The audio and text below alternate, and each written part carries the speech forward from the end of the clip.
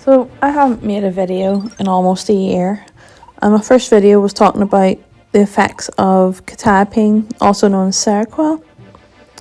The reason why I haven't really made a video is because I don't really like being on camera, which is very strange considering like I've been on TV shows and films and stuff. But anyway, I guess it's because I'm a different character.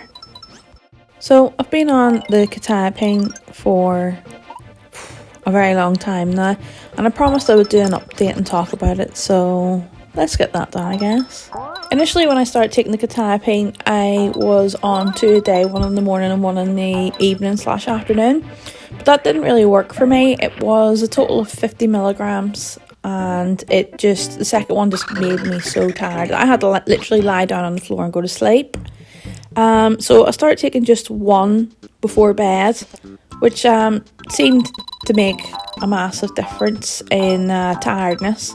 Initially, when I started taking the quetiapine, it made me really, really hungry. Like, I could eat, and then 20 minutes later, I'd be hungry again, which isn't ideal, but I managed to get over it, and then eventually, after a good while of taking the quetiapine, it went away. Other side effects I do get is like fatigue, like just like general tiredness. Like, I could exercise all day or not exercise at all and I'd still be very tired. Now, I don't know if that's related to the medication or just the bipolar itself, or maybe it's just, general health unrelated completely to the bipolar. I'm really not sure. Since being on the quetiapine, I would say that my moods have still cycled, but they've not been like mega extreme all of the time.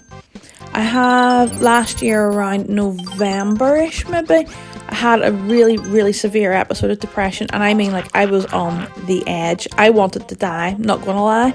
I contacted my mental health support team, which was not great. They told me to have a hot bath and a cup of tea.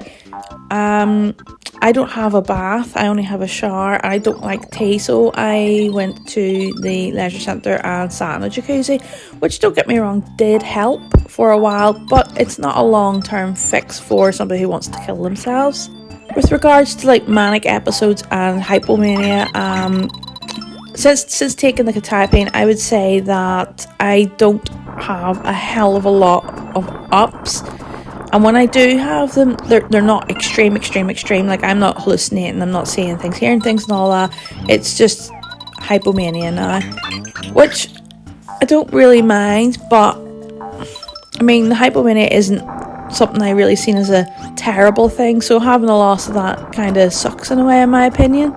Yeah, I ended up with more depression really than anything else when I started taking the quetiapine. It seemed to take the highs away, but it made everything lower. Not necessarily like major depression, but just a constant kind of like low. They gave me the lowest dose of escitalopram to go alongside the quetiapine, which seems to help a fair bit. I'm not saying it takes away 100%, but it's a help. I did start off with getting a lot of headaches. I guess that was just my body getting used to new medication at the start.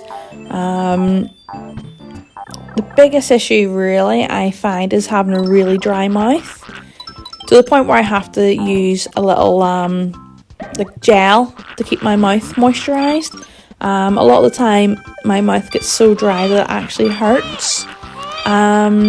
The dentist said that I have to keep brushing my teeth, brush 3 times a day to try and keep that moisture in my mouth, because it's really bad for tooth decay and stuff, so you have to keep on top of that. Just be aware of that. If you do start taking quetiapine, it can dry your mouth, but that's not the case for everyone. Everyone's different, as you know. I'm not a medical professional, so just bear that in mind. Since starting the Seroquel, I've noticed that I have really crazy dreams. They're insane. They make no sense. They're just so random. But I actually don't mind that, because I like randomness. I think it's interesting, and it's funny to wake up and think, my goodness, what the hell was that? There's an elephant running down the road and this and that, and just such randomness. think that's actually kind of a fun side of taking the medication, is the crazy dreams. Overall, I'd say quetiapine has been really good for me personally.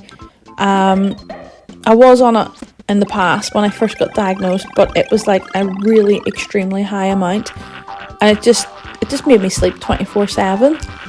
And when I first took it, it made me feel like I was going to swallow my tongue. So they stopped it back then, and I went through quite a few different medications until eventually ending back with the quetiapine, but on a low, really low dose. And it has made a difference. I mean, it's not the cure-all. Obviously, bipolar does not disappear, but it has helped it to an extent, which is nice. Overall, I'd say quetiapine is a pretty good medication. I mean, it's not for everybody. It's all about trial and error, but it is a very promising medication. Don't be afraid to give it a go.